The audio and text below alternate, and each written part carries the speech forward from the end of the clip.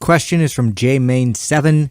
A college professor told us that the eccentric part of the lift is the only important part of the lift because it tears the muscle.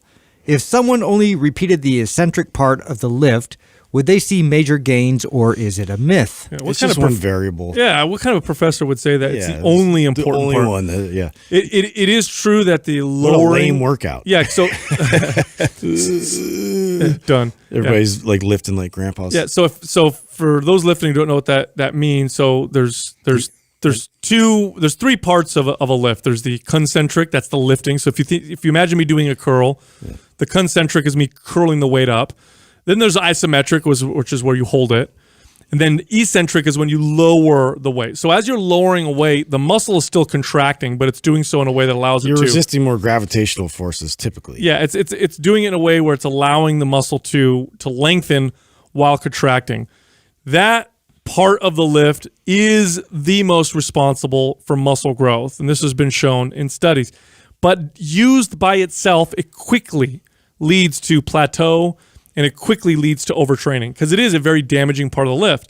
Now, the concentric part of the lift also tells the body to build muscle, and it also is what's definitely the one that contributes most to athletic performance. Mm-hmm. Now, Olympic lifters, they do a lot of concentric only lifting with barely any eccentric. Yeah. Now squats, I would say they do lots of they'll do some eccentric, although they lower the weight a lot faster than most lifters. Olympic lifters are buffed as hell too, though. Mm-hmm. Now they're not as big as bodybuilders or power lifters, but there's your evidence right there that the concentric part builds muscle as well. Now there's some benefits to the part of the lift that doesn't cause lots of damage. You can do a lot of it.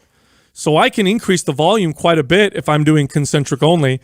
Eccentric, there's only so much. I don't know if you guys ever experimented with like forced negatives and doing all for how long though? I mean, I did it for a couple of weeks and that was plenty for me. You're done. Your recovery's done. Well, I'm gonna defend the professor a little bit just because sometimes this is he may have been giving a really good message in my opinion, and then they just got misconstrued or misunderstood.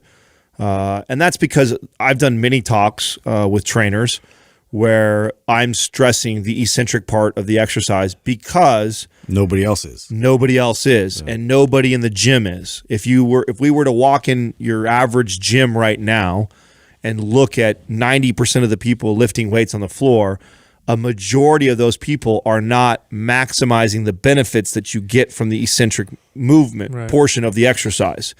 And that is slowing the negative down. So the negative or the resisting the weight, we tend to just let gravity do it and we just let it drop or fall, and then we focus on the concentric part.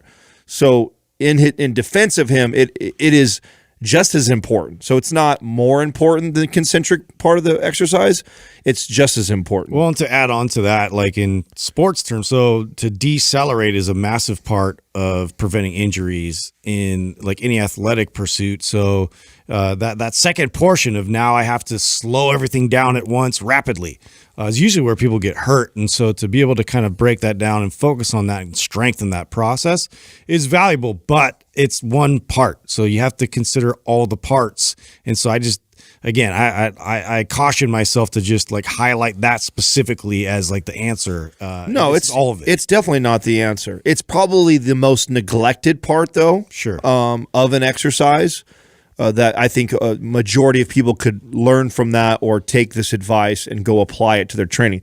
I mean, and I've said this on the show before. I mean, if you've never done this before, I dare you to have a workout where you just change your tempo, a 4-2-2, where it's 4 seconds on the negative, 2 in the isometric hold position, and then 2 on the concentric or the positive part of the exercise. Just try messing with that tempo. Don't change your workout. Do the same exercises you were planning on doing today, but just do that in itself and watch how different you feel. Oh, totally. You're probably going to be a lot weaker. Be okay with that. And you're probably going to get really sore because you're not used to that tempo.